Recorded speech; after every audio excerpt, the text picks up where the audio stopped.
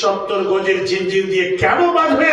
বাঁধার তো কোনো প্রয়োজন ছিল না, কিন্তু বান্ধার মানে তুমি দুনিয়ার বুকে রাহাজানি করেছো, দুনিয়ার মধ্যে তুমি গরিবদের উপরে জুলুম করেছো, অত্যাচার করেছো, তোমার খুব দাপট ছিল, তোমার খুব শক্তি ছিল, তোমার খানদান খুব ছিল, তোমার বংশ খুব বড় বড় ছিল, তোমার ধন সম্পদ অনেক ছিল, তার জন্য খুব দাপট দেখিয়েছিলে।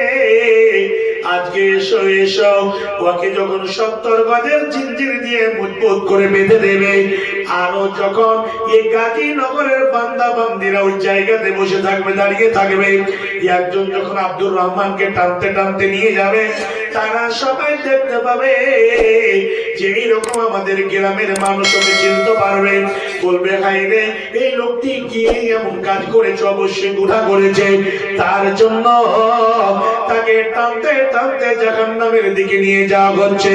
আল্লাহ বলবেন বান্দারে 70 গজের জিঞ্জির দিয়ে মজবুত করে কষে বেঁধে দাও, আর বেঁধে দিয়ে ফাসলুকুহু তাকে জাহান্নামের মধ্যে নিক্ষেপ করে দাও।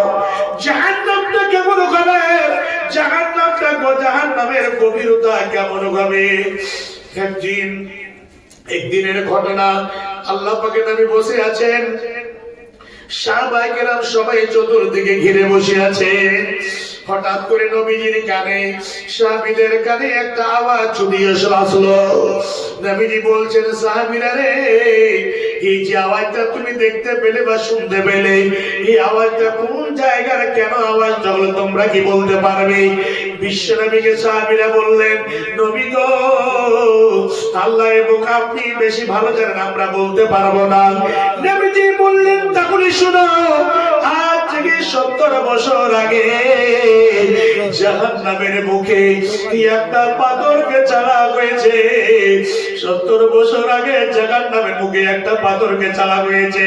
হে বাপজান আমার, একটা ঢেল বা একটা পাথরকে যদি খুব শক্তি লাগিয়ে উপর দিকে যদি চালান, অল্প সময়ের মধ্যে 1 সেকেন্ডের মধ্যে বা 10 সেকেন্ডের মধ্যে নিচুতে চলে আসবে। কিন্তু বাপজান, জাহান্নাম কত গর্ত হবে, কেমন জাহান্নামের মধ্যে এরকম গর্ত হবে, জাহান্নামের গভীরতা কেমন হবে?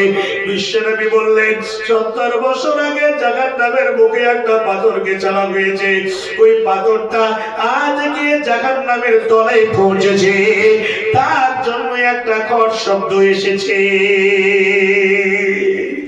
সে জাহান্নামের মধ্যে জাহান্নামীরা থাকবে। বিশ্বনবী বলেন, জাহান্নামের চিত্র বর্ণনা করতে গিয়ে বলছেন, জাহান্নামটা কেমন হবে? জাহান্নামটা কলসির মতো হবে, কলসের মতো হবে, মুখটা হবে অল্প, ভিতরটা খুব গভীর হবে। ওই জায়গাতে যদি জাহান্নামের বর্ণনা যদি শুনতে যান বা যদি আপনি দেখতে চান, তাহলে মিশকাত জিলদে সারি কিতাবুর রুয়ার মধ্যে হাদিসটা এসেছে। বিশ্বনবী বলছেন, আমি কয়েকটা দৃশ্য দেখলাম, ওর মধ্যে একটা দৃশ্যই দেখলাম, দাও দাও করে আগুন জ্বলছে, ওই জায়গাতে এমন আগুন জ্বলছে, ছেলে মেয়ে উভয় উলঙ্গ হয়ে জাহান্নামের মধ্যে জ্বলছে, এমন চিৎকার করছে। বিশ্বনবী বলছেন, এই লোকগুলো কারা? এই লোকগুলোকে কেন এরকম আযাব দিয়েছেন আল্লাহ রাব্বুল আলামিন? সঙ্গে জিবরিল আমিন রয়েছে, বলছেন উভয় যে ছেলে মেয়ে উলঙ্গ অবস্থায় জ্বলছে, এরা পৃথিবীর বুকে জেনাকার এবং জেনাকার ছিল। পৃথিবীর বুকে জেনা করতে এই জন্য আল্লাহ রাব্বুল আলামিন তাদেরকে আযাব দিয়েছেন। যখন আগুন দাও দাও করে চলে উপর দিকে আসে, আগুনের সঙ্গে তারা উপর দিকে চলে আসে। হে বাপজান আমার, কেমন করে যদি একটা